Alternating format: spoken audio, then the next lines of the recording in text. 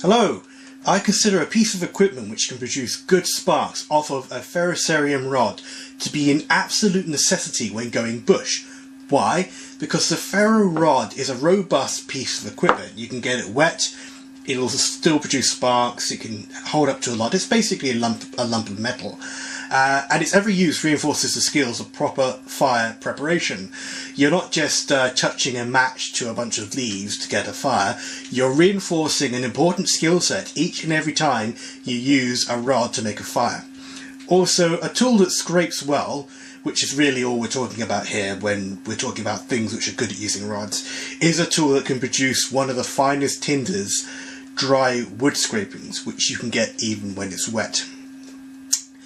Also, when you're going bush, you don't want a tool for each individual purpose if you can help it, which is why a decent scraping spine, also referred to, I've seen a lot of places refer to it as a 90-degree spine, is vital to any new knife I buy.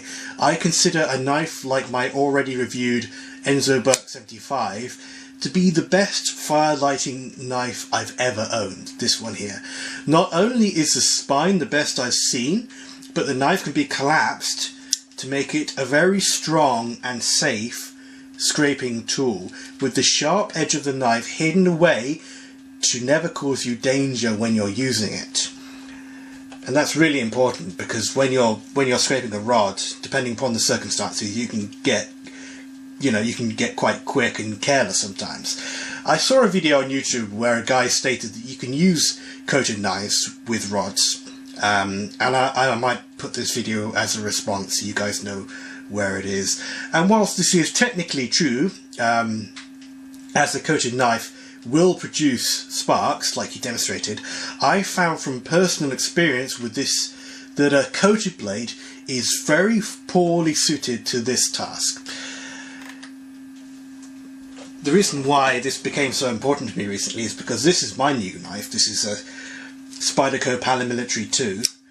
Excellent knife, and more suited to fine work, chopping work, preparation work and everyday carry than this one is. And you can never have too many knives, right guys? Anyway, but I wanted the coated version, so this is why I suddenly became interested in this topic, as I've never tried to use a coated blade on a rod before. I've always had uncoated knives like this.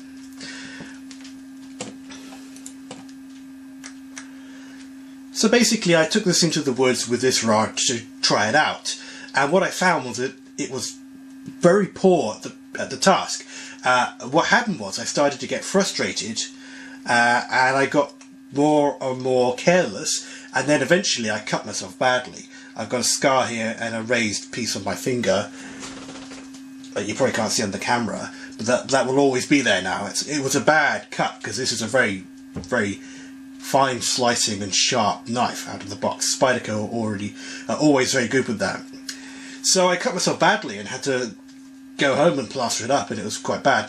And that happens. I mean, I've had that happen before when you get careless, when you're getting frustrated with something that's not suited to what you're trying to do. And if you want to pass this off as me being an idiot, anyone can fall victim to carelessness, especially when you're energy starved or dehydrated or tired in the bush. This happened to me, and I wasn't camping, I just walked in, so I wasn't dehydrated or tired or anything. But the story does have a happy ending. I put the spine of this knife, as you can see, on a grinding stone, and basically fixed the problem. It made the knife much better. Let me demonstrate here. So essentially what I did was I used a stone like this. I started with very coarse grit and then moved up to finer grits. Same principle we use for sharpening an edge. What I did was basically ran it 10 times like that, turned the knife around, ran it 10 times like that, and maybe do that again for another pass, both sides, and then moved up to the next finer grit. And then the finer grit, I have these Japanese waterstones yet again, moved up until eventually I reached 1200, and then I stopped there, as I felt that was all that was necessary. And that actually fixed the problem. This knife is now very good at striking a rod because I did that. And you can see there, the spine is gone. It's not as good as the Enzo, but maybe with more work I can make it better. So in conclusion, whilst you may be able to produce sparks with a coated knife, I would thoroughly recommend that if you get a coated knife, you take the coating off on the spine like I've done here to make it superbly suited to the task of scraping, which is beneficial not only for rods, like I said before, but for preparing tinder. You can even apply the technique that I showed you with sharpening up a spine to a knife which isn't coated. With eventual use, the spine on this might go, and it won't be as good for scraping.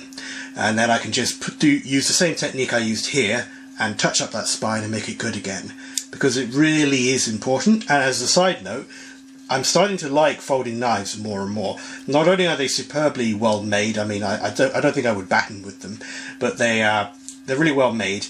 And this attribute of folding down to give you this basically different tool here for scraping, and not having to worry about the blade, I think is very good, especially for people who are getting into bushcraft and are beginners.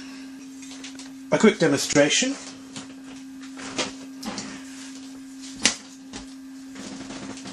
I wish now that I'd thought to do a demonstration before and after, because I had thought about taking the coating off the spine, but hopefully this should demonstrate.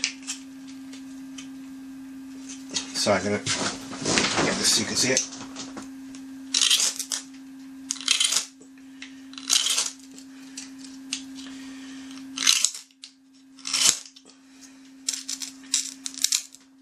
So you see here, those are quite the strikings.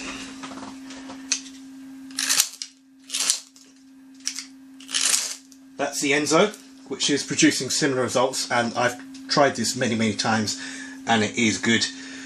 Obviously you can use it in similar ways to a normal knife with the blade up, which I find is I try and avoid this. Like that. You can still use it that way.